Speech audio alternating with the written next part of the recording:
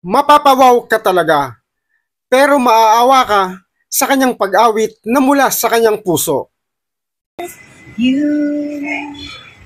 You're gonna feel love that's beautiful and new.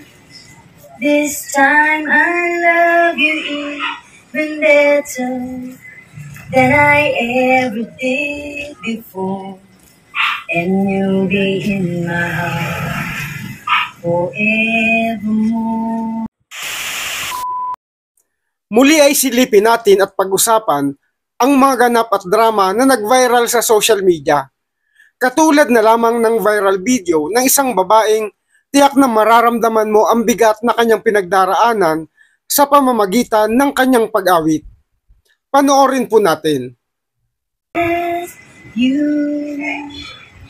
You're gonna feel love that's beautiful and new. This time I love you even better than I ever did before. And you'll be in my heart forevermore.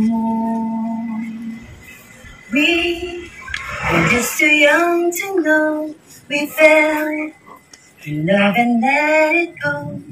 So easy to say the words goodbye. So hard to let the feelings die. I know how much I need you now. The time is turning back somehow. As soon as our hearts and souls unite, I know for sure we'll get the feelings right. And now we're starting over again. It's not the easiest thing to do. I'm feeling inside again. 'Cause every time I look at you, I know we're starting over again. This time we'll level the pain away. Welcome home, my lover and friend. We are starting over again. Ang version niya na isang akapela ng awiting Starting It Over Again ay talaga namang tatagos sa damdamin dahil mararamdaman ang mula sa puso niyang pag-awit.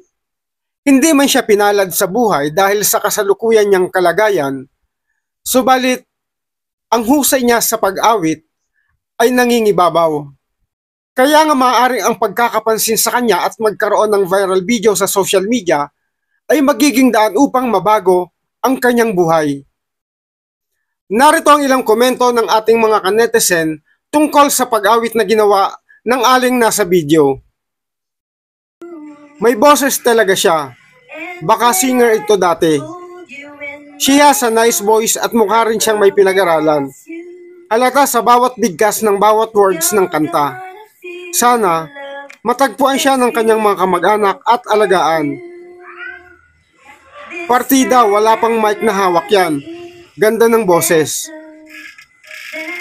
Nice, good voice.